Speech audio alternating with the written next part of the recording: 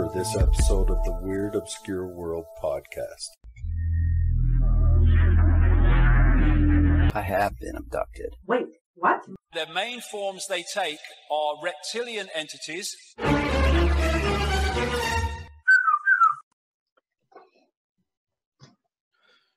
Welcome to the podcast. Welcome to the show. Today we are talking with Michelle Freed. Michelle has a vocation in multiple avenues of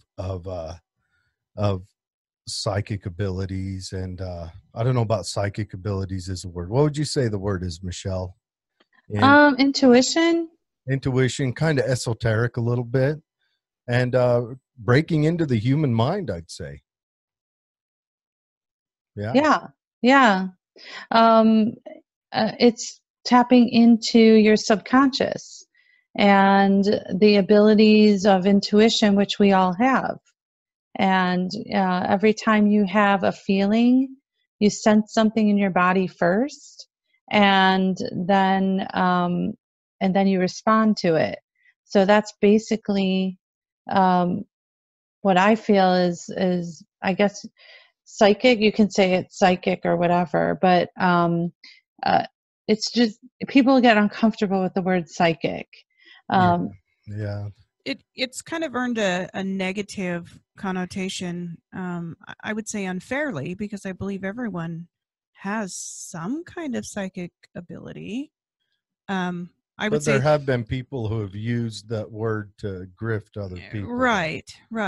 It's kind of gained some negative attention. I would think that's changing now, though. I think that the world view of the esoteric is getting more familiar and easier to understand. Yeah, I think I think that the word psychic, there's a lot of people that grew up with religion in their lives, and they were kind of programmed that these things are the devil, and we still have that because we grew up with that. Right. Yeah. And so we still have to work with that. But really what we're talking about, if we just set aside the word, we're talking about those moments where your phone rings and you just somehow knew it was whoever it was, or those moments where you thought of somebody and then they called. And those are the moments you sense it. It's using all your senses, and including the senses that are not tangible. And that's really what we're talking about. And it's very, very important when we're talking about remote viewing, because we engage our whole entire body for the process. So tell us a little bit about yourself, Michelle. Where did you grow up? Did you come from a large family? History of religion? I grew up in Chicago, and we had kind of a hippie family, I would say. I have a brother and a sister, and my parents were very into, I don't know if you guys remember, I don't know if I could pronounce his name, but Leo Biscalio, or he was like the doctor of love. And so we would have these family meetings all the time and, ask, how does that make you feel? So we were pretty much programmed our whole lives to be checking into our emotions and our feelings and articulate them. So I kind of have a good basic background of that. So I think that kind of helps me now, and that's why certain things in remote viewing are easier for me, because I can articulate how things feel. And that probably makes, you as a mother was probably a wonderful, that loving mother that, that's got to make all the difference. You assume I'm a loving mother. That's that's got to make all the difference, though, because they say that your subconscious is programmed between the ages of birth and 7 years old.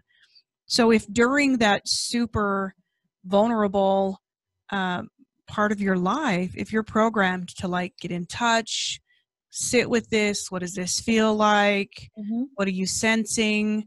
that's got to make all the difference, because I would say our upbringing was exactly the opposite. Yeah. Well, we grew up Mormon.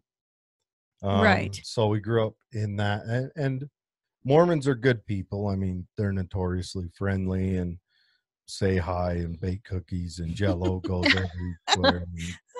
Jello. They bake Jello? Okay. Well, I don't know how He doesn't I don't bake know how Jell-O. you make Jello, but Well, Jello just appears. It's kind of from another planet. usually green, Yes. and it usually has a vegetable in it. Like, I don't know who Vegetable Shredded and carrot. Jello? they You put have- shredded carrots in Jello. Oh my gosh. We're It's not kidding. abuse, really. I mean, A lot of remote viewers are Mormon. I don't know if you're familiar with Paul Smith, and I think let's see who else. Oh my gosh, I just can't think right now. But there's a lot of them that are. really. Yeah. It's such a strict religion when it comes to things that are intuitive, like you mentioned when we were speaking before we started, that it's often taught that it comes from the devil and it's evil, and you should never consult with things like that. So that's interesting that there's quite a few remote viewers that are Mormon. Not that I view remote viewing as from the devil. Don't get me wrong. I don't. Well, I'm not really a firm believer in the devil, so Yeah. I'm agnostic on most everything. Betsy's the one that comes with the spiritual thoughts. I'm more hippy dippy than he is by and a long way. I'm agnostic, but I enjoy the subjects. So even if I'm agnostic on them, there's still lots for me to enjoy with it. I mean, this is the type of stuff that I consume when I'm looking for entertainment. I watch shows about everything from aliens to cryptids. I love conspiracy theories and things like that. It just anything that kind of makes me wonder and ponder. The cool thing about remote viewing is that all the things that you mentioned, you can remote view and get information about them. So aliens? Yeah. I'm going to start taking your class. Can we start out remote viewing? I want to know what's going on with the Denver airport. Okay. Yeah, we do all those kinds of things. Have you ever been to the Denver airport? Mm-hmm. Did you see that big mural on the wall? Mm-hmm. Yeah, I It's the kind that you're walking by with your luggage and you stop and go, You don't have to be a believer for that to scare you, because believers are drawing that. People who believe in this kind of end of the world type situation where they're going to rise up and subdue everyone, whatever. But you don't have to believe that's going to happen. But people who believe that's going to happen painted that. Right. Commissioned that. People with money. Mm-hmm. And so, and that's scary with the but there's also a whole bunch of other symbols throughout the airport, right? Nothing but yeah. And well, they're yeah, leaning into that would actually be a really good target. And what the beauty about remote viewing is, and why it is so, it's based on science, because when we do a target, we're completely blind. And there are times when, I don't even know who's hiring us to do it, because we had, do you know, oh gosh, Tom DeLonge? Yeah. Okay. Yeah, we know Tom DeLonge. It's a very familiar name. We're still, I find it humorous because Tom DeLonge, okay, my thoughts on this are either he's being played by the government and doesn't know it, or everyone else is being played by him and the government.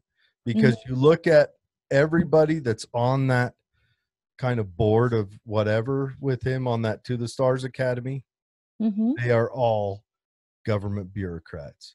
CIA, NSA, NASA, all of that, all of them across the board. And that makes, I always go to, I shouldn't, but the government has trained me to go to, anytime the government writes something, it's negative. If the government says, we've got this new program to make all the sand, sandy colored brown, they're going to turn it green, because the government always achieves the opposite of what it attempts to do. Like when they write a program, the Great Civilization. Well, it turned out it just impoverished everybody crazily, especially those people they targeted. Inner cities, it destroyed the inner cities. When Mao Zedong did the Great Leap Forward, yeah, sure, everybody had to build a furnace in their backyard, and it only killed 30 million people. It took them back a long way. So if a government writes it, it's going to be the opposite. Yeah. So just give us for our listeners, a quick guide to remote viewing for dummies. What is it? Who does it? Well, how did you get into it? Yeah. So how I got into it is I reconnected with a friend of mine, Deborah Lynn Katz, who wrote 3 books on psychic development. She also teaches it. We went to high school together, and she was bugging me. I had just finished courses in hypnosis to become a hypnotherapist, and she told me, come take my class. And I'm like, psychic is for special people. Like, you have to be born with it. And she's like, no, it's not, everybody, and just basically what I told you before. So I'm like, fine, I'll take your class. And so as the class progressed, when we got towards I think it's a 12-week course. So when we got to the 10, 11, and 12, she started training us lightly on this thing called remote viewing, which was the first time I've ever heard of it. And so she told the class, like, I'm going to give you a number, and I want you to tune into the number, and on a piece of paper, just write what you perceive, and then draw a little sketch or whatever. We'll just do it, it's like quick and dirty. Okay, so the first thing that happened, she said the number, and I sneezed. Okay, and I didn't think much. It was a random sneeze. And then I just, put on my paper, I just like, okay, I'm getting an image of, I think it was a fence. I don't remember exactly because it was it was like 8 or 9 years ago. But what I was describing was a garden, basically. And drew a picture with like a little fence and a bunch of plants and whatever.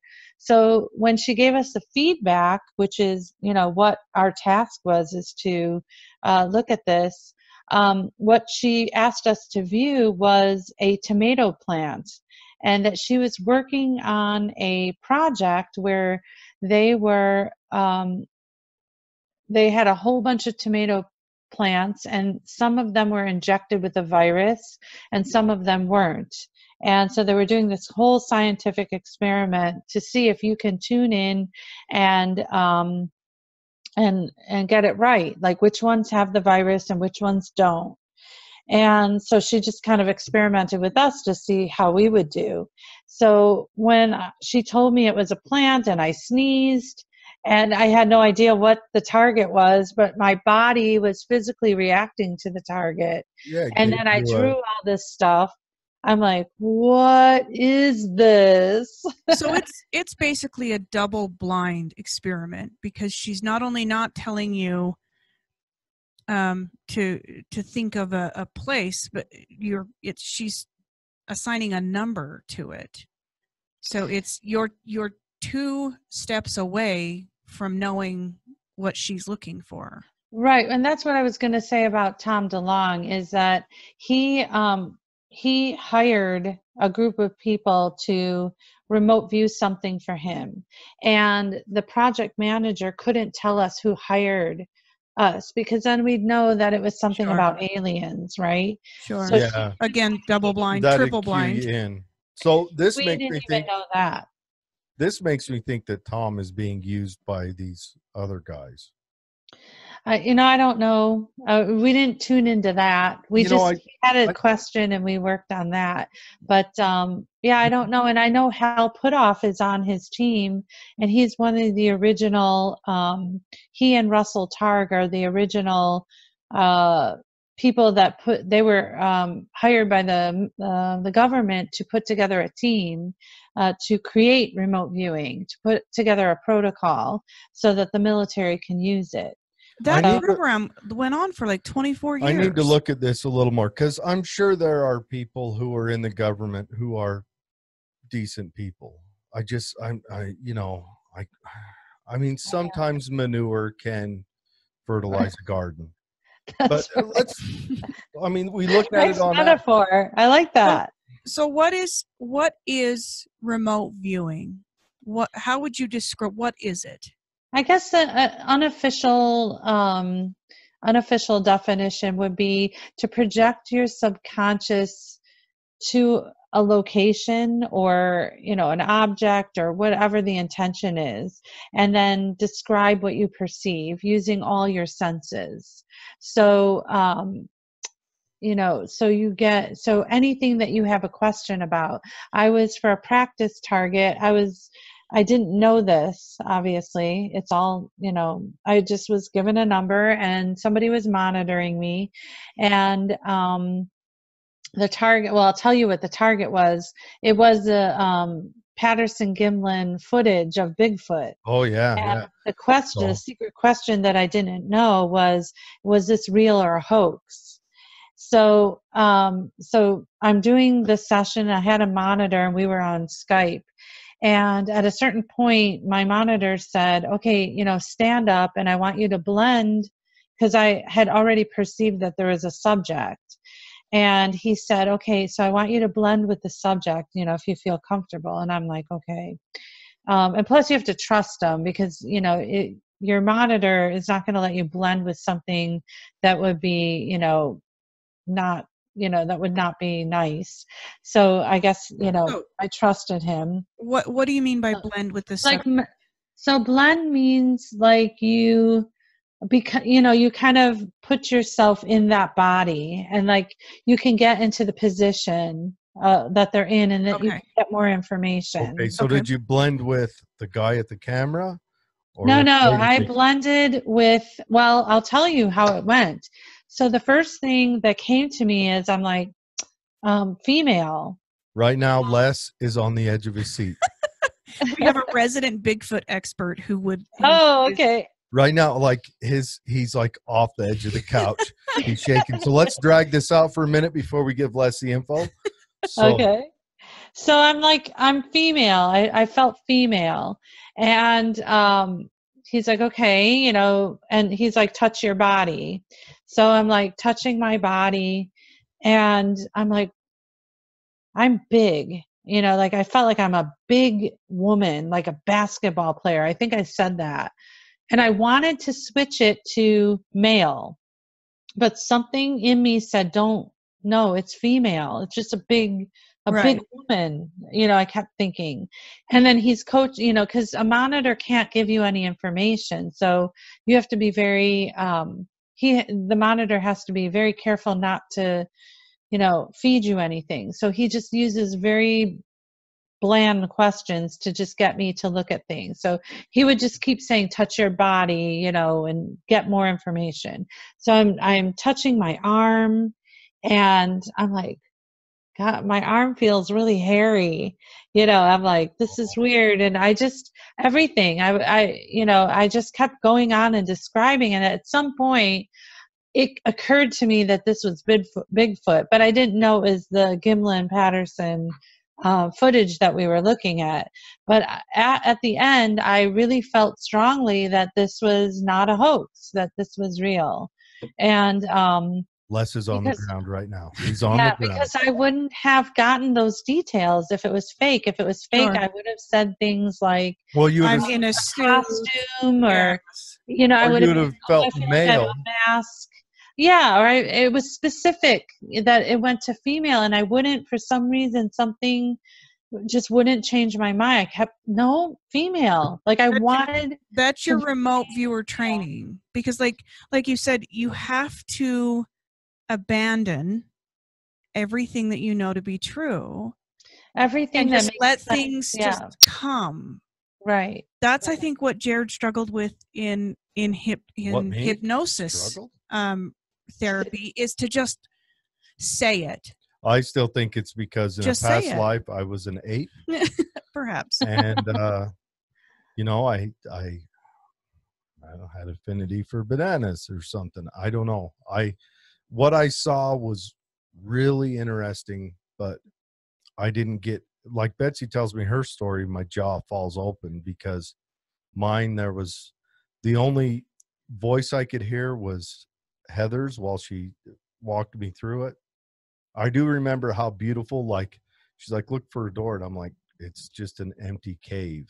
And so I kept looking around, and I just saw a tear. And it was the universe on the other side of the tear. There were stars and galaxies and kind of a purple haze interlinking. And it was beautiful, but I didn't get, and then when I stepped into it, it was like if someone drug a paintbrush across, so you'd see that color pattern move across, and then it kind of slowly dissipate behind it. And it was just that the whole time.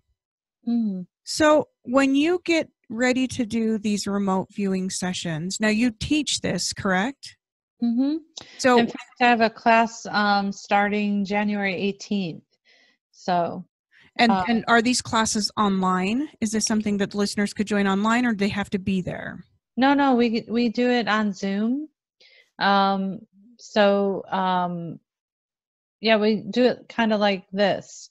So you have your camera, we share the screen, and I do a lot of interactive and experiential. So we're jumping in right away doing sessions. So what do I have to do to sign Betsy up for said class? I need to take this class. And without giving away too much about the class, because we would like our listeners to go to your website, which we're going to show in just a minute, and sign up for things like this to learn more about them. But without giving away too much, how do you get into a place where remote viewing is possible? Is there something that you do? I read about the cool down? Stargate, what they did. Is it similar? Basically what it's called controlled remote viewing, which is you start with a cool down, and basically what you want to do is just kind of put your mind to blank, because your biggest nemesis is thought. It's really thinking, and you really have to turn down the logic and turn down the left brain, turn up the right brain. In fact, in my cool down, I imagine a gauge doing that. I use like a visual prompt to turn down the logic part and turn up the creative or intuition. And so you kind of put yourself into this state, and then you just set your intention, and you move along through the process, which it's like you start with one foundation, and then things kind of level up. So they're like different phases of how it works. And then what happens is, as you're progressing through the protocol, you're getting deeper and deeper and extrapolating more information.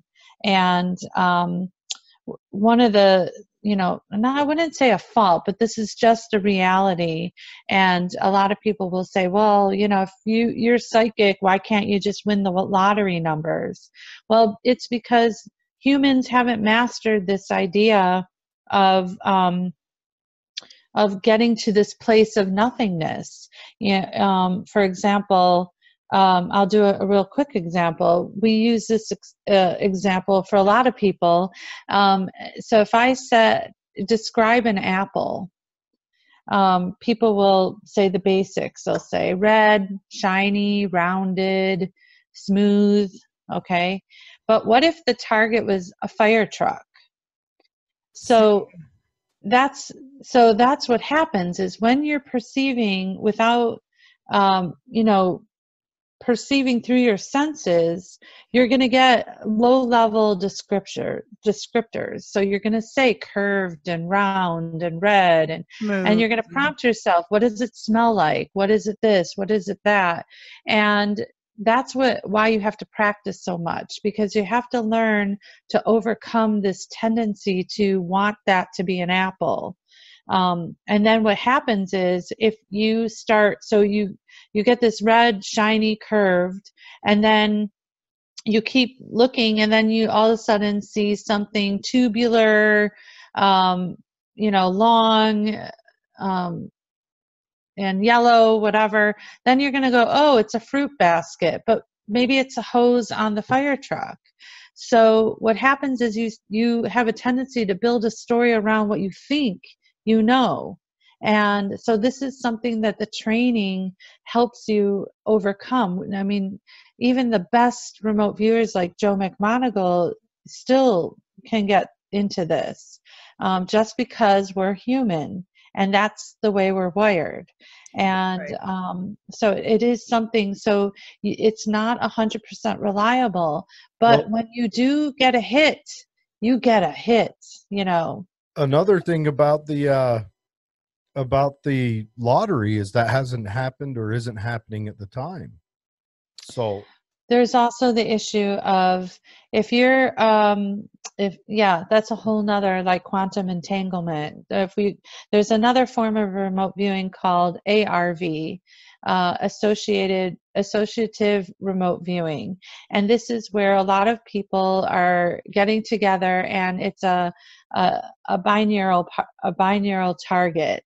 So you can wager on sporting events, you can do financials, any question you have about the red dress or the blue dress, you set this up in that way. So we did a big experiment that will be published in the Journal for Psychical Research. What we did was we used our dreams to predict a future outcome of a sporting event. Okay. And we did about 50 trials, and what our task was, we had to dream of a photo that will be shown to us after the game is played. And the manager of the project would set up 2 completely different photos and then assign them to the 2 teams. So say you have the Cubs and the Cardinals. I have to say Cubs because I'm from Chicago. Well, I'm a Bears fan. You are? Depressingly so. But yeah. He always has been. Wow. Was a child. He's not a fair weather fan. He's been a Bears fan since birth. Well, when I was probably 3, the old man gave me a football helmet, and it was navy blue and had a orange C on the side of it, and it burned in my brain. Mm-hmm. Oh, that's great. That's great. So, and what was it? 87. The Super Bowl Shuffle. Do you remember the Super Bowl? Oh, yes. I remember. I used to sing along with it. So when you say we have to dream, so are you in control of that? Yeah, so basically, she associates these 2 pictures. So for example, I'm just, it's a little more complicated than I'm describing, but so you'd have the ocean on the Cubs, you'd have the desert on the Cardinals, and our job is, for example, Friday night, we set the intention. We say, I will have a dream of my photo feedback, and I will remember my dream. And then you go to sleep like normal, you wake up, and then you do a session.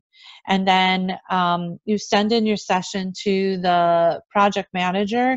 She looks at all the sessions and decides if these sessions are leaning towards the photo that shows water or the photo that shows desert.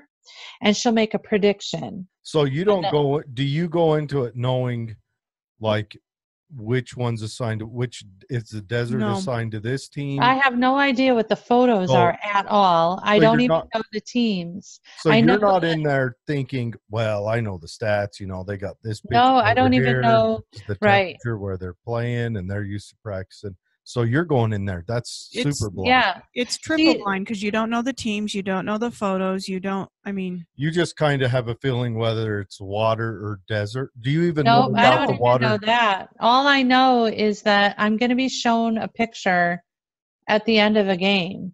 And my job is just to focus on that picture and go to sleep and dream about the correct picture that represents the team that will win. Are you shown both pictures, like a desert? No, at the end, you can only see the one that won. So even if you you get a miss on that, you're seeing, you know, you're seeing the one that you saw. So it's a future prediction. Exactly. So that's where the complication gets involved. Like, these are the big questions we're asking that go deeper. And I'm not sure if I am even intelligent enough to answer the questions, but I definitely have a lot of questions. But the question is, can we change the future? Right. Can we go into the future and send information back to the past? Because that's what we're doing in ARV. We're going into the future in our mind to look at something in the future that will be shown to us, and then we're bringing the information back to the present. So if we can do that, all conscious and subconsciously. yeah, if we can do that, what else can we do? Can we send a message there? Can we go grab an end result and then tell our present self what's going to happen? Like, can we do those things? Well, it looks like we can, because we had our hit rate was significantly significant. It was over 50% hit rate. So this would be the time travel. So instead of going, this would be the way where you could go into the future. But then again, then you go into talks about quantum entanglement. Then you go into time is warped and wrapped, and it exists. Yeah. Like, say you go into the future and you see a horrible event and you say, okay, well, you know, we got to figure out what made that happen. Then you come back and you try to adjust that event. But what if your adjustment makes another event even worse happen? Like the butterfly effect, right on your website. Right. The thing is that we have been asked to do counterterrorism and look at things and events that are going to happen in the future. And there have been stories, if you read John Vivanco's book, I can't remember the full name. It's a big, long title, but his name is John Vivanco. V-I-V? Yeah, Vivanco. And he is my teacher. He's like the best. And in fact, we were on an episode of Ancient Aliens together doing remote viewing. So you have to check that out. I think it's called. I've seen all the Ancient Aliens 3 or 4 times. I need to brush up on my ancient. Yeah, it's an episode called Transdimensional Beings, I think. And write all this down. I need a copy of these notes. I need a bigger notepad. So you know, I think so. In his book, he tells a story where when they declassified remote viewing in the 90s, he was part of a civilian remote viewer group, and they were hired to do lots of things.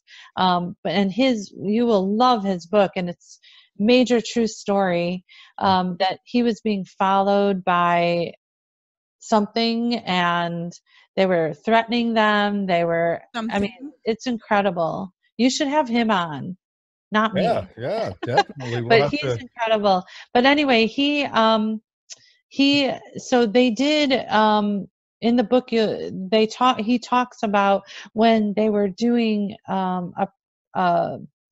possible terrorist attack in a stadium. And I think it was for the FBI or somebody. I'm not sure with the details. I guess you have to get the book. But basically, did the attack happen? No, it didn't happen. They were able. They saw the explosions. They saw the explosions. They saw this, but then because of what they did, it changed the outcome. Because so they stopped it. That must be local police, because the FBI are notorious for letting attacks follow through so they can bolster that. They have. I know, but this was not that. This is this was local police. This was the good guys. Yeah, I don't know. I'm not quite sure. You have to read it, but basically, I guess the point of it is that it changed, like the trajectory of time changed somehow. Either and this was a civilian group. The double slit theory, when you observe something, it changes. Yes. So is it like that? Your mere observation of it, actually, that is irrefutable. It's irrefutable. Scientifically been studied, and proven. just your observation of an event, any event, actually changes that event. Does it Right. split off and start another dimension? Does it That's what not we happen don't at know. all? Is We that don't, yeah, we don't, you know, some of these things like we know, but we don't know how. You know, I also apply this idea of the double slit theory to really ourselves too. If you bring it to ourselves, like for example, we're on the camera now, and when we look at ourselves on the camera, we totally act different than we would if we were not on the camera. I'd be Our picking mere my nose observation. for Yeah. sure be picking my nose if the camera wasn't on. I totally be, yeah. So I'm you gonna know, get one of them lay down bed sideways like Cleopatra had.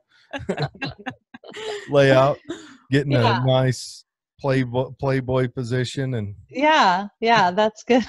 So outside of this ARV, can you tell us some cool new things? Because I think, like, hold on, we got to go back to Tom DeLonge okay, because this is chewing on me. Interesting subject, but I got to take this back. So he had you guys view aliens. Now we have another. what can you tell us about that? Yes.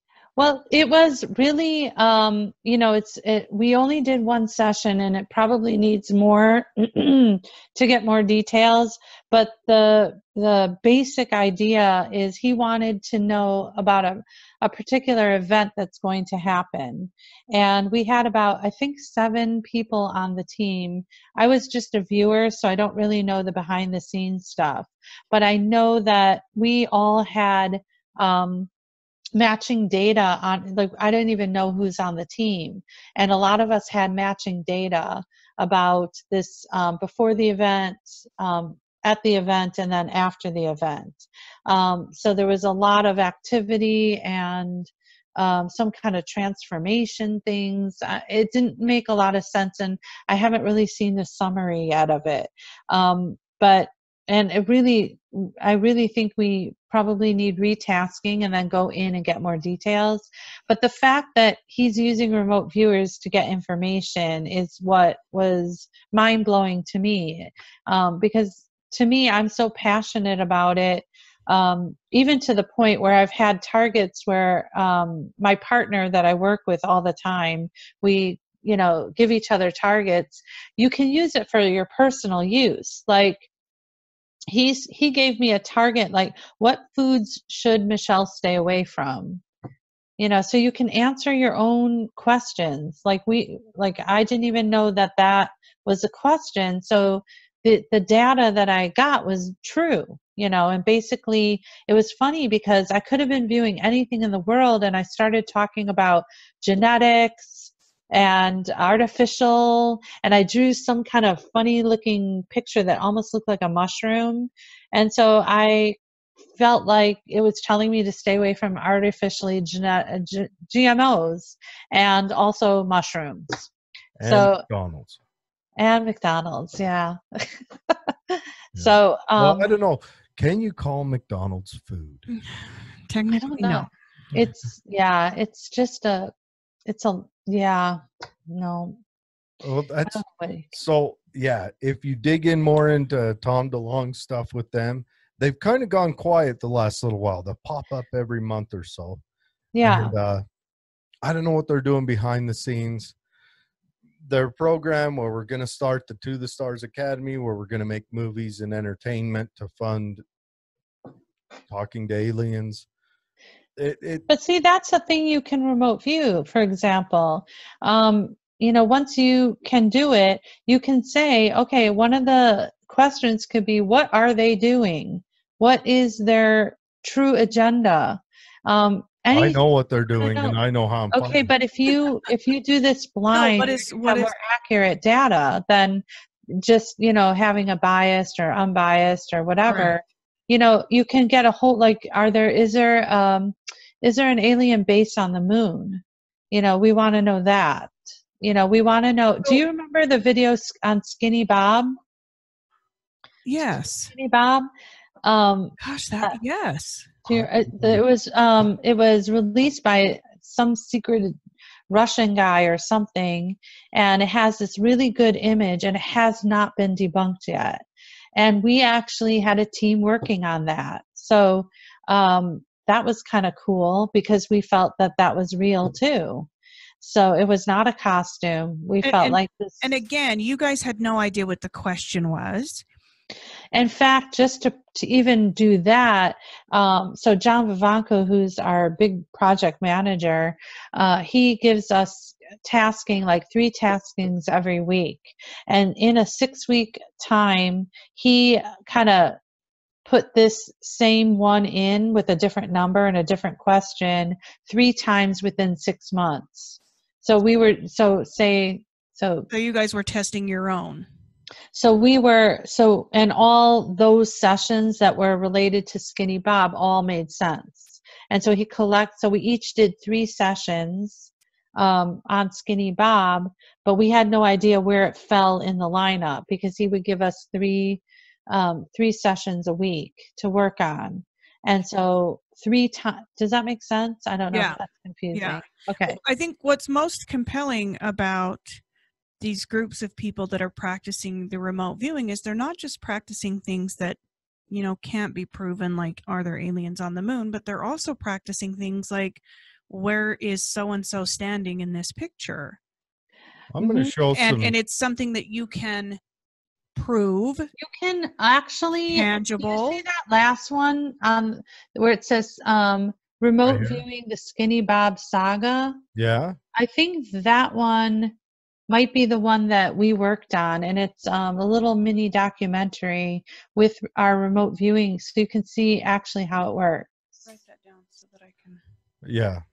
We're definitely gonna have to come back and watch this multiple times. What is the most exciting up and coming project you're working on right now? Well, right now, what's I have lots of them that I do. I don't have a specific one right now because it's the end of the year, but next year I will be working with some experimental group. That's John Vivanco. Okay. Okay, and he's going to show samples of our remote viewing aligned with that, and he'll explain like how we did it all. It's really cool. So well, not to pilfer too much of someone else's video. It's okay. Yeah, we don't. See if you can move to the sessions, you can see what a session looks like. See if you can. Outside of just broadening the knowledge base about remote viewing, where do you see remote viewing going in the future? What do you foresee it being used for? Right. Well, remote viewing that's actually my session there. This is you right here, huh? Yeah, that's my writing. Hey, your writing's not too bad. I could read it. Not too bad. Yeah. And you were doing that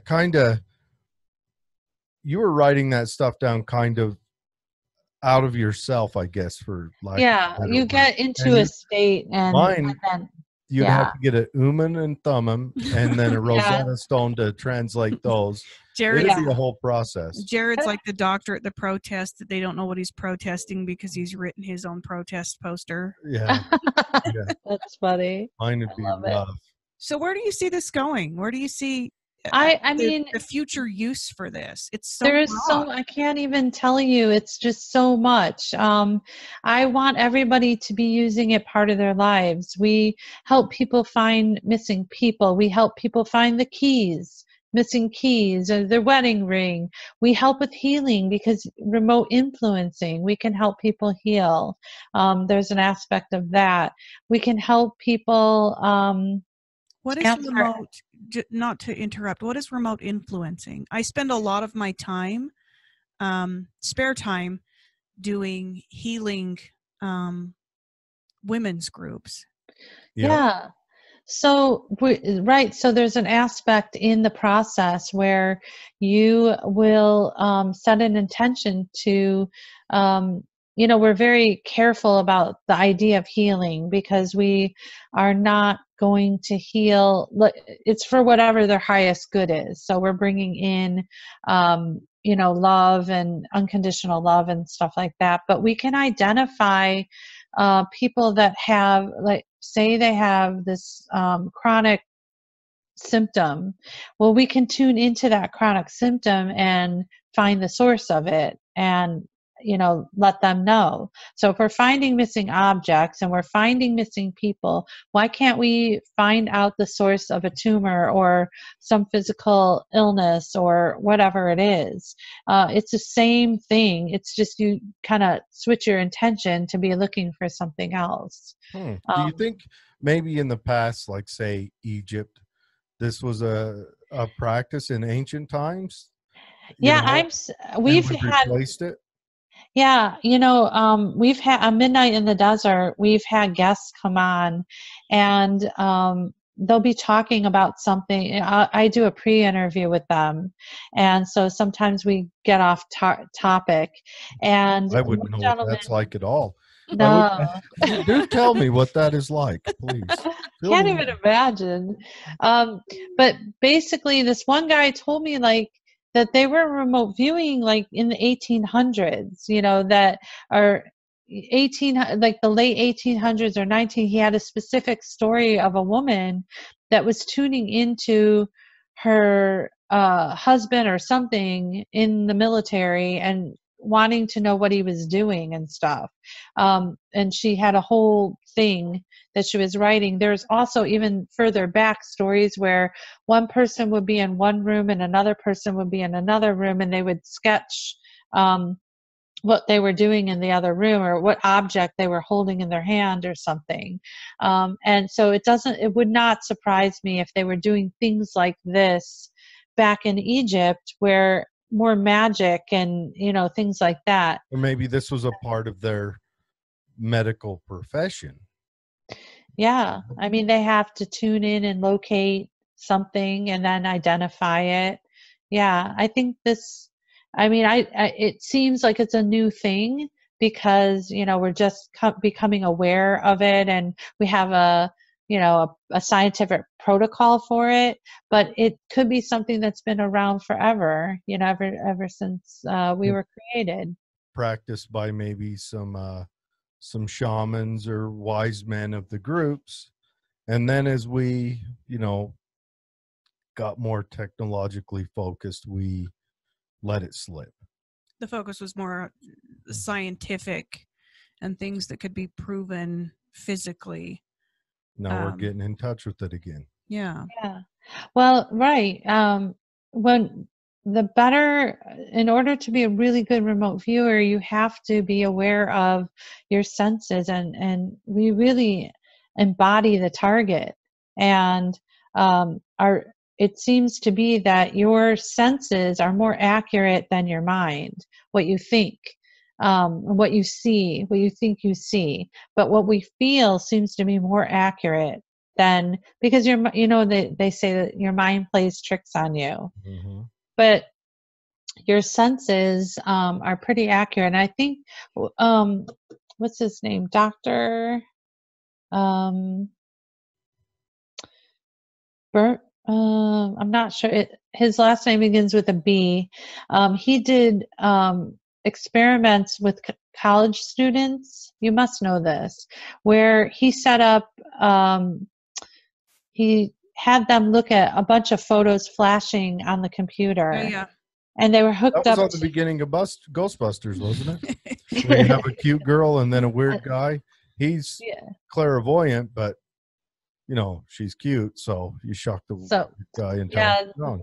The cute always wins. But yeah, he put in provocative pictures, and he kind of put probes, or they were measuring their blood pressure and their brain activity, and they found that it would spike before the photo was shown, which is telling us that our body somehow knows what's going to happen before it happens. Right. What they were in the scientific research that was done, outside of blood pressure, their pupils would dilate, their temperature would raise by a couple of degrees, their sweat glands would start to become active.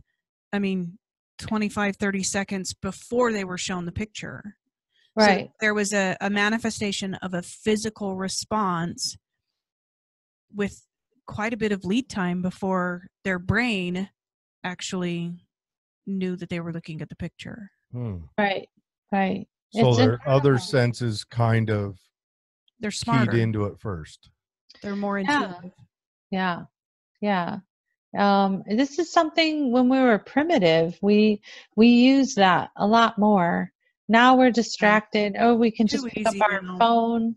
What's the weather going to be? You pick up your phone, you have an app that tells you what the Right. weather is going to be. But in the day, before my time, of course, they just, or they'd smell the rain coming, or they know, but we don't do that anymore, so we're kind of pulling further back from using our senses. If another thing that is really cool to do is sensing from one room to the next room.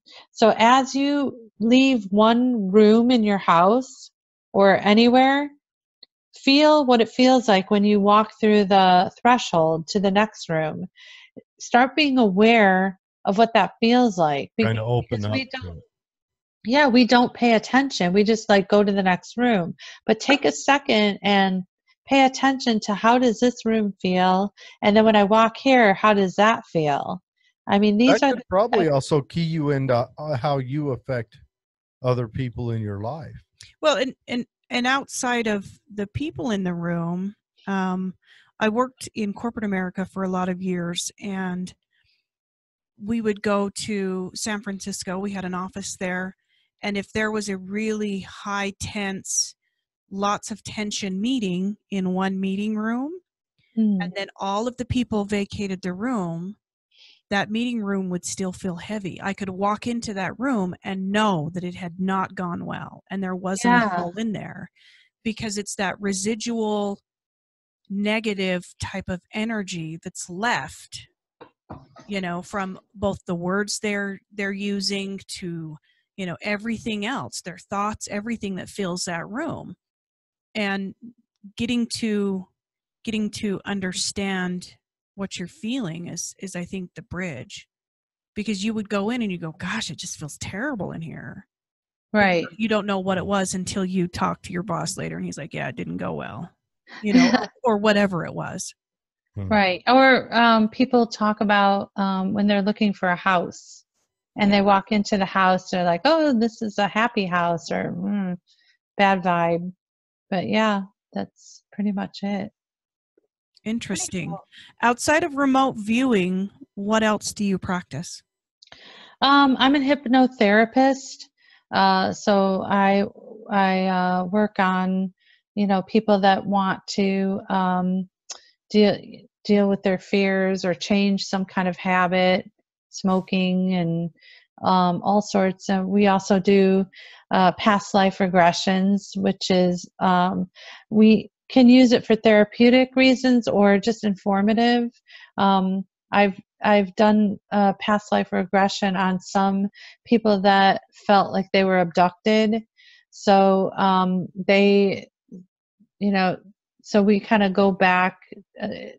It's very traumatic for them, so it's not a lot of people like to do it, but I've had 3 clients that we worked on that. So they carried from their past life, when they probably were abducted, into this life, that feeling of abduction and the fear and hopelessness that probably comes with that. it could be these.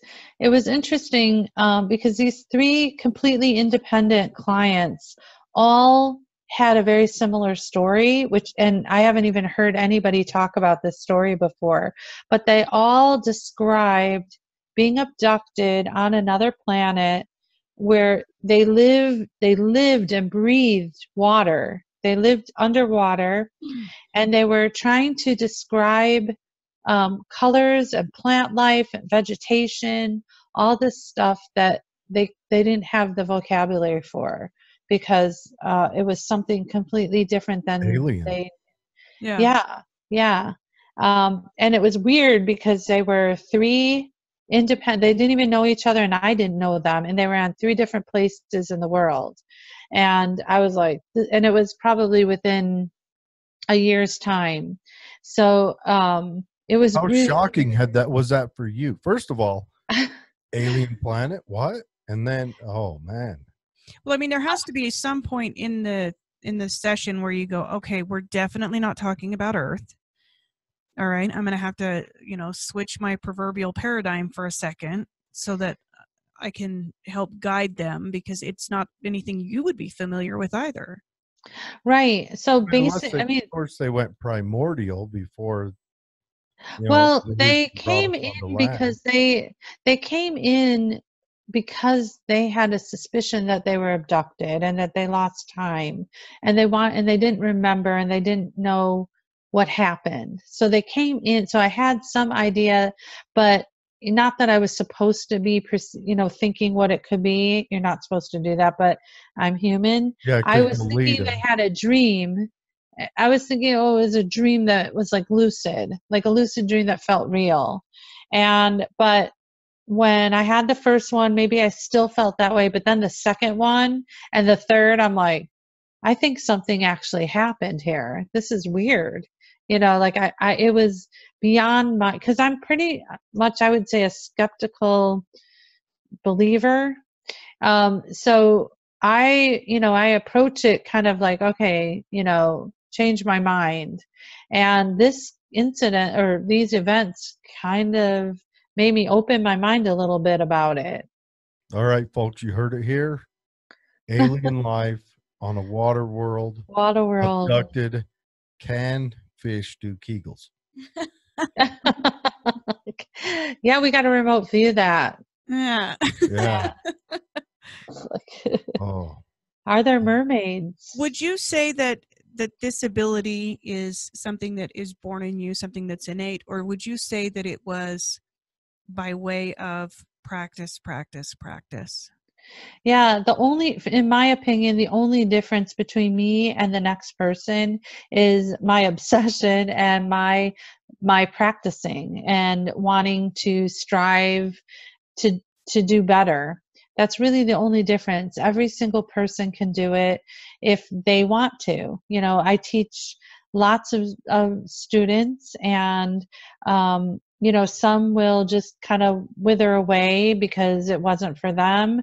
But the ones that continue to practice, and you learn so much about yourself just by doing this. I really learned a lot of confidence to trust myself and to trust my intuition, and things to just follow my heart.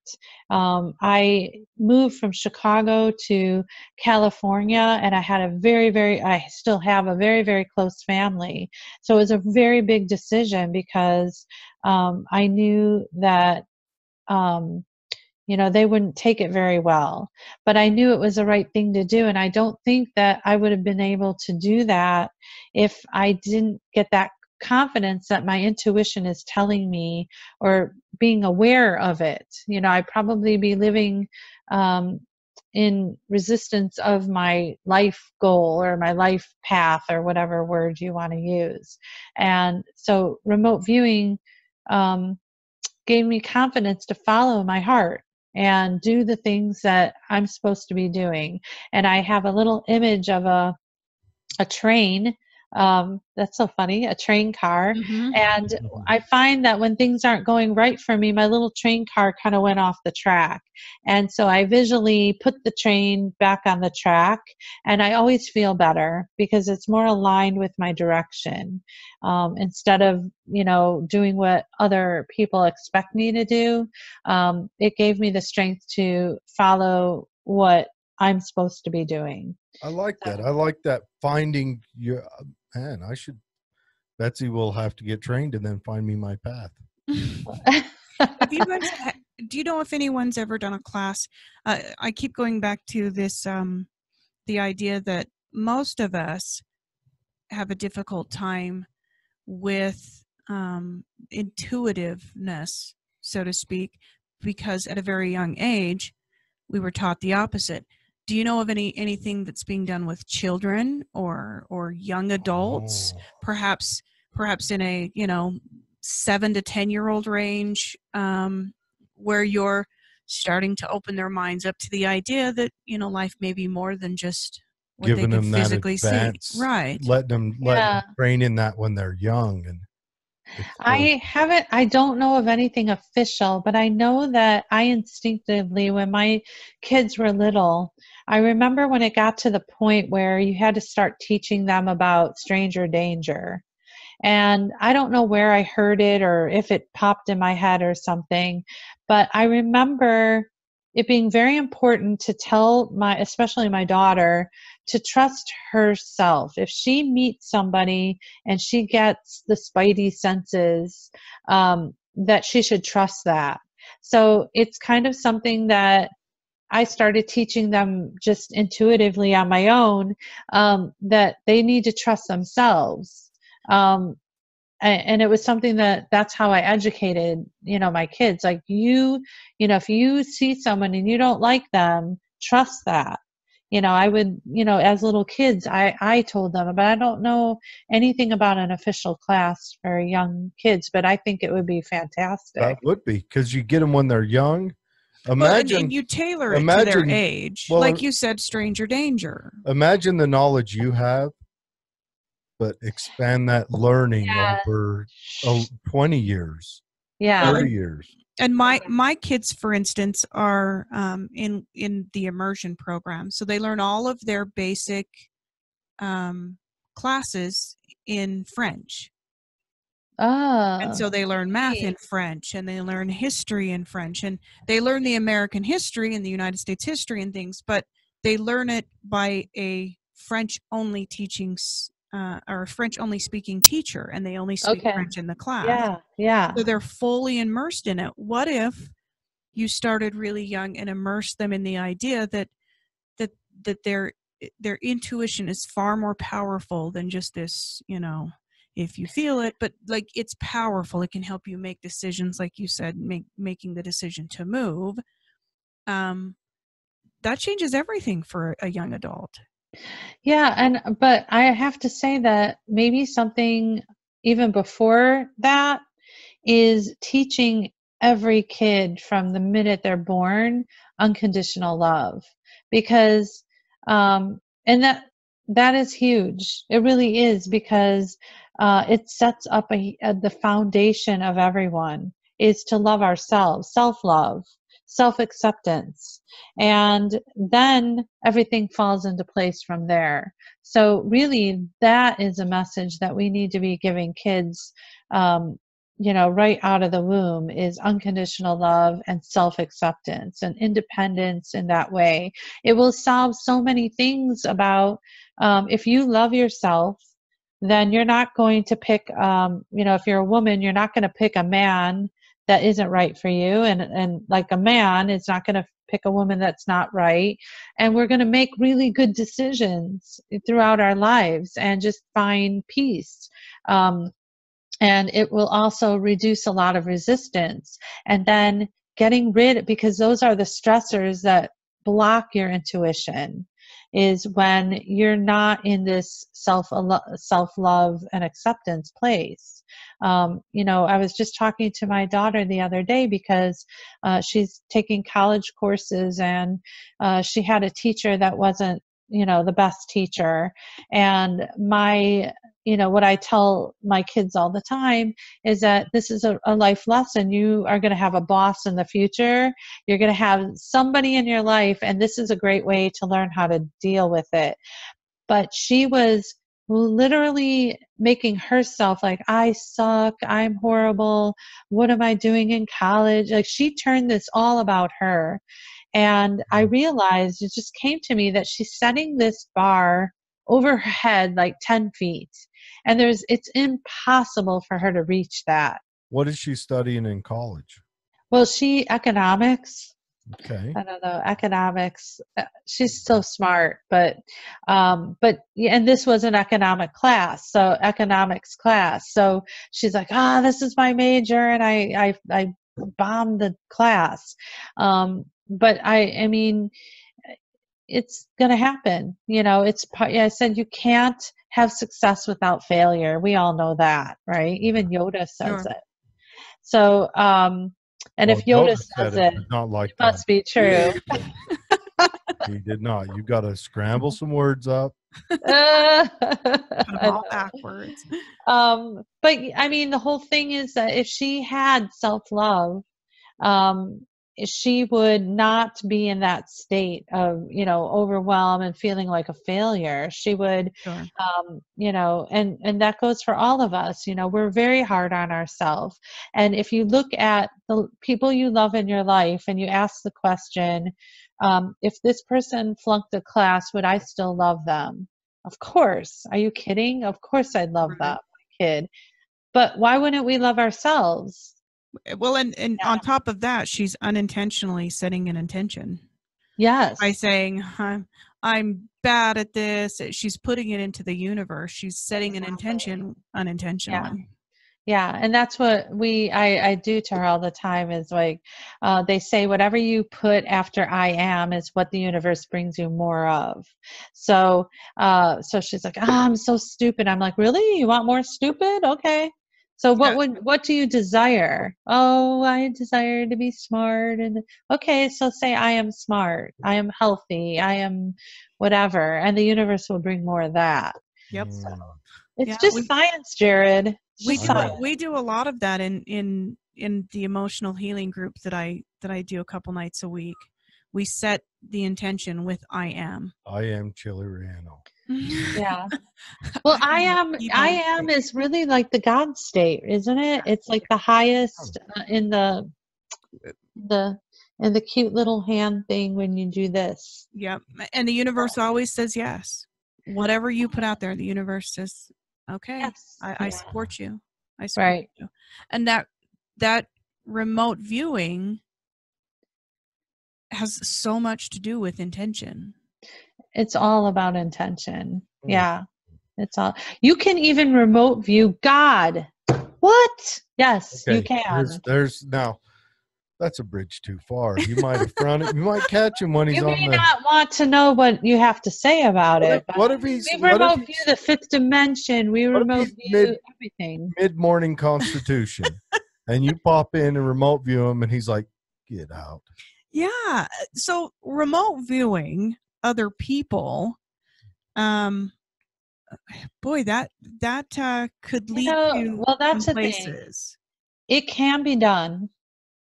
You can do remote influencing. I think the government probably experimented with that. Probably. You think? This is why there was a lot of, when remote viewing got declassified, there was a lot of resistance to let it get out there and teaching it, because it is a powerful thing, by the research. First of all, they probably destroyed any paper that talked about anything that, because, they did that with MK Ultra. And if it wasn't for them forgetting that they dropped receipts off at the finance department, the Church Pike Commission would have been left with nothing in their hands. Yeah. Yeah. I mean, so the people I deal with and my everything about me is ethical. In fact, when I assign, I want to just give a call out to that. Ethical operations. If everybody approached the world ethically, just that alone, imagine how wonderful life could be. Yeah. But I mean, we ask permission always, even for healing. It's always asking permission. We ask if it's in our highest good to remote view something in particular. We're very responsible. And then the people that I trust that give me targets, they will not, and they will let me know it's I was going to say malignant, malevolent. But always it's benevolent. It's like a benevolent being. It's surrounded by benevolence, because, you know, but there are times where if I have to remote view a missing person and unfortunately that this person isn't alive, I am prepared. Like, I usually know I'm doing, because I'm working with a detective, I know it's a missing person or a crime or something. I'm prepared for it. So I kind of set up, and then you make sure that at the end you detach from it. So Well, of there's course. kind of a thing that you do. But not a lot of people can witness those things. You know, they're just Sure. too emotional for people. You know, I don't love it, but I look at the I believe the family should know, whether it's good news or bad news, it's better for the family to know what happened. You're taking So, on some pain for the greater good. yeah. Yeah. That's really what it is. If you're going to Yeah. absorb that, but it's for the greater good, for finding a loved one, finding a missing person, or hopefully, you know, allowing some assistance to come to that missing person, that's for the greater good. And but that's a pain that you're taking on. That's an honorable Well, thing. that's the thing. We don't take it on. We get rid, like, we detach. So for In the that moment, session, yeah, for the in that session, moment, that's right. But perfectly you can honorable. also play with that too. You could, you know, like in mediumship, people that, you know, want to talk to a spirit, they'll say, oh, spirit, come, but sit over here. Like, they don't want the spirit to kind of come in them. So there's ways that you can kind of set things up and do that. Um, yeah. So, How far back in the past have you remote viewed something? oh gosh. Because I think as time changes and as like technology and spaces and the things that we're surrounded by change, it will Yeah. become even more confusing to describe or draw or you know, just understand what you're seeing.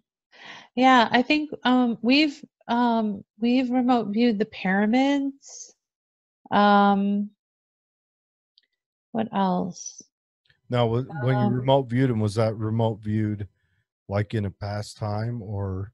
it was well, the one you know, it's hard to I have over 1,000 sessions. I don't Wow. really remember, but because I've been doing it a very long time. But I remember this was kind of, I was in the beginning, I was remote viewing photos because it was practice. And one of the photos was a pyramid. And why I remember this is because every time I get a photo or somebody gives me a target that it's the pyramids, one of my pages is all about energy every time.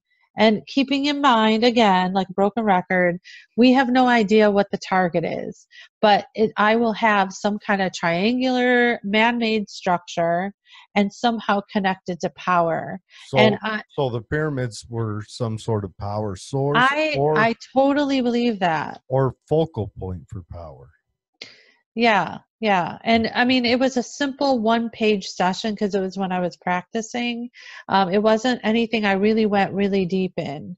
Um, but and then I've been, in the last couple of years, I wanted to do outer body experiences, you know, in kind of initiate something.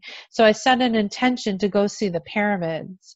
And one time I went, and um, something wanted me to go under the pyramids. So I told myself, oh, go under the pyramids. And I'm looking for a door. And I'm like, wait, I could just go through the ground. So I go through the ground about 12 feet down or more, 12 or 18 feet. And I noticed that it seemed like there were these tubular structures that lined up all under the pyramids, like um, some kind of system that was all made of gold. And when I looked at those, it was almost like a dream within a dream. Then I had this vision of the people in the way past making these tubes, melting little gold sheets and forming these like tubes. I don't know what was in them, but it almost looked like a piping system under the pyramids.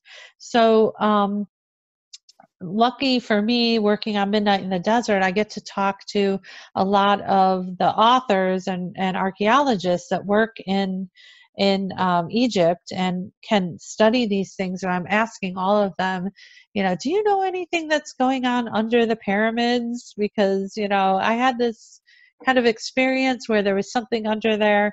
And so far, nobody can give me feedback on it because they're blocked off from being able to go under them. The government doesn't The let them. Egyptologists of Egypt control not just who gets access, all the but information, the narrative. And the minute they break, like, is it John Anthony West and Robert Schoch broke from the narrative, and they were kind of shut out. Yeah. So but I'm forever, I would like to know if that is a real thing, if there was something under there, and it's made of gold. It was specific because I saw a past of them making these little squares of little thin, it looked like aluminum foil, but it was made of gold. And So gold leaf. yeah. And they were like melting them into these structures. I do think that the pyramids are they're a focal point for energy, regardless of whether you think it's a focal point of energy that's actual like energy, or focal point of civilizational energy because they're a monument to their pharaoh. But they're definitely a point of energy. Definitely. I mean, what else inspires around the whole globe like the pyramids? nothing. Yeah. Nothing has the same. I mean, perhaps there are others that are similar, but yeah, the pyramids are definitely Nothing like the pyramids are the strongest visual, and they just happen to be located in a place of the world where the government and the people are unfriendly to outside exploration of that. Yeah. hostile. Mm-hmm. So tell us about your class. How does one get signed up? So how long does it last? it's a 6-week course, and it's on my website. I have to update it actually, but under remote viewing, I think it'll say. So her website for those listening is the Butterfly Effect Center. Yeah, it's just butterflyeffectcenter.com. butterflyeffectcenter.com, and my email is, well, you can fill out the contact form, and the class starts on January 18th at 10 a.m. Pacific time until 12, so it's 2 hours, and I'll give a little talk at the beginning, and then we jump in and do all these fun exercises. We do meditations, and we do the sessions, and then you get a little homework during the week so you can practice, and then we meet back and discuss, and we do all these fun targets, and finding missing objects and things and treasure hunts and all sorts of fun things. So yeah, maybe you could find Mickey's keys for her. A remote viewing of past events is super interesting to me, given the recent history that I have over the last couple of years. And then just for just to better understand, the world that we live in and the universe as we know it. Right. I would totally take this class. I think I'm going to sign up. Good. I'd love it. I'm very excited. Sign up because I'm filling out. It's my favorite. Right. It's my favorite thing to teach. It's just, it's so much fun. And you know, I also, the group, every time I get a group of people in the class, there's so many synchronicities. It's like, you know, everybody was brought to this exact time and place, and people end up bonding in this class. So I'm glad that me and many other people are teaching these classes, and that we have a way to connect through the internet, so that, you know, people that you would not normally be able to meet can get together and meet. So I like to keep it light and fun. Mhm. And also the incredible lessons that you learn about yourself. It's transformative. So it's very, very cool. I like And that. I yeah. like that. And I also like looking at this. Like you've kind of looks like you've formulated your life to meet your desired path. You work for Midnight in the Desert, which for anyone who doesn't know is a radio talk show that covers a lot of these subjects and other, you know, oddities and cryptids and all those subjects. It's a very good show. It's a It great was show. started by Art Bell. That's Yes, a, it was. yeah. Yeah, so when Art left Coast to Coast Radio, he started Midnight in the Desert. Mm-hmm. So it's basically, if you liked Art Bell, you'll like the show now. Oh yeah, I got to meet him once. I lived down in Pahrump for a while. You're kidding. Nope, I lived What down was there. that like? I just shook his hand. You know, it was at a 4th of July festival. Oh, neat. Shook his hand. That's very you know. cool. He was kind of an old guy then too. This was Yeah, yeah. But yeah, Art Bell. He was a very not just interesting, but an interested person. He was curious Yes. about everything. Yeah. Yeah. Yeah, that's a good point. And you know, I think like a lot of these podcasts that we have now, you know, came from him, Oh, because he built it. paved the way Yeah. for people to talk about the subjects that normally people people wouldn't be talking about. Well, In fact, we had Whitley Strieber on the show Mhm. last night. Yeah. Yeah.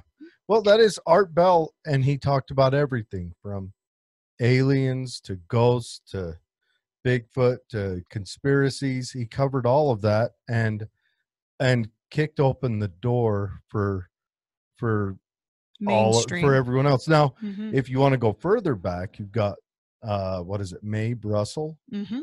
Have you ever heard her? No. She's back in the 70s, and hers is almost strictly government conspiracies. You can Oh. find a lot of hers on YouTube now, Yep. but Okay. they're very interesting because it's like a peek into back in time at conspiracy. The same conspiracies we're still talking about today, just viewed from a totally different era. Hers is interesting too. Yeah, I dig Mae Brussel. yeah, I like listening to. Neat. That's cool. Yeah, and those are old ones. And she was just a housewife in California. Yeah. A Wow. Jewish housewife in California, a lot like you're not a housewife anymore, but a Jewish housewife in California who started exploring what Nixon's Yeah. presidency, what his cabinet was doing. And Yeah. there's a lot of that. She's a real interesting lady, and It's scary how history repeats itself, isn't it? Oh, well, it rhymes. it's like we all have these lessons to learn, and until they're learned, we just keep cycling through it. Well, Yeah. I think it's because of humans. Yeah. If you give an institution power, people who want power are going to be drawn to that. People who want power are shitty people. It's pretty cut and dry. If you give an institution compassion, people who want to do compassionate things are drawn to that. But they're good people, and the people with power generally work their hardest to stomp a mud hole in them. And then, Wouldn't self-love fix all that? Sure. I think self-love, and also I don't know how you can fix it, because you've still got the economic side you got to fight through.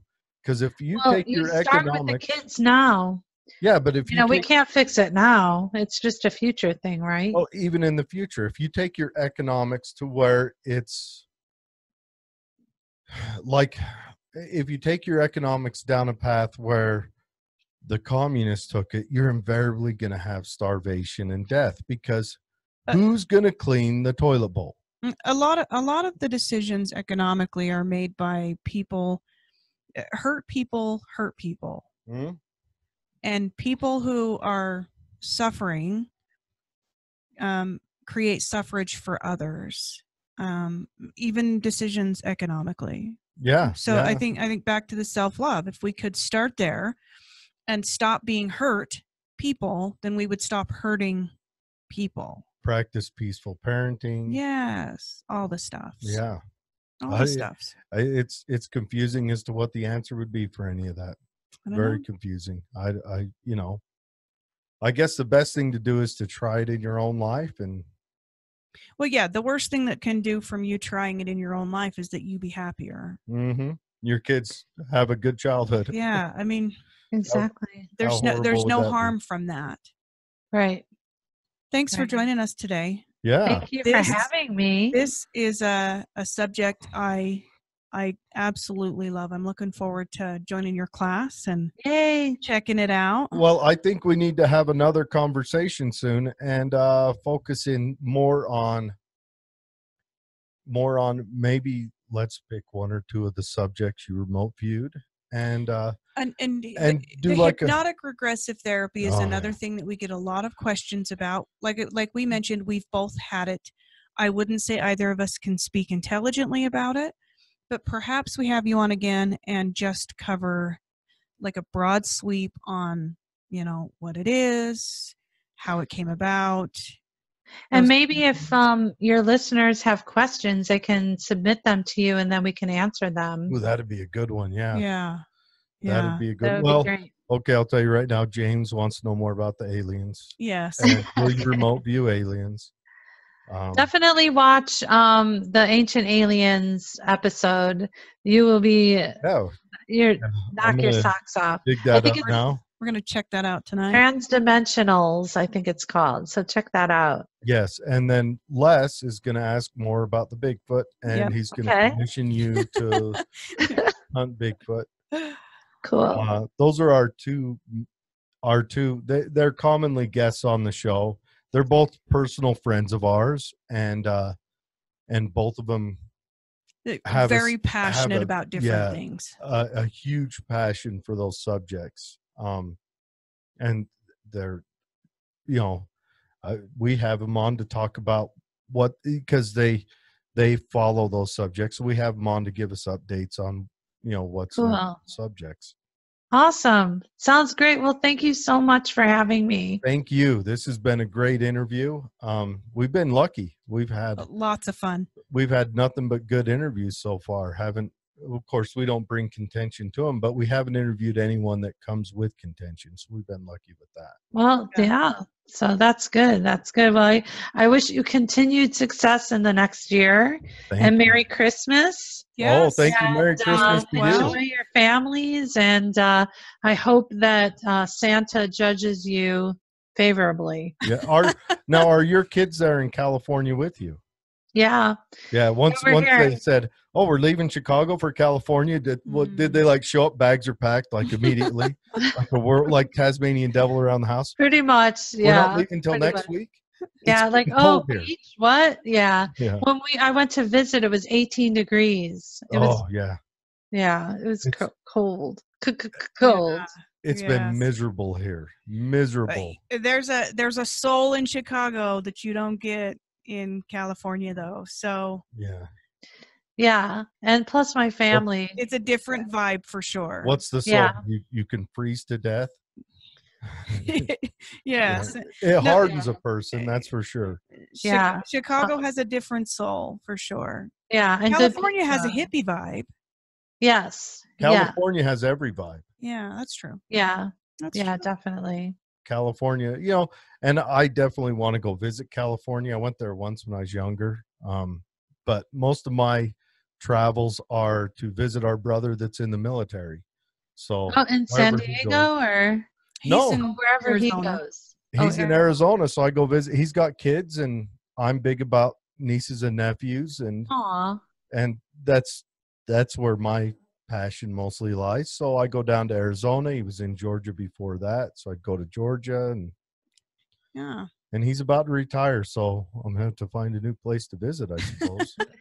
We'll come to California. We'll show you yeah. around. Heck yeah, I'd love to come to California. Thanks, Would love Michelle. it. Thank you. Thank Bye-bye. you. Have a wonderful day, and I'll reach out to you after the holidays, and we will start looking at new scheduling. Okay, sounds good. Oh, yes. Thank Thanks. you very much. Okay, bye-bye. Bye-bye. Bye-bye.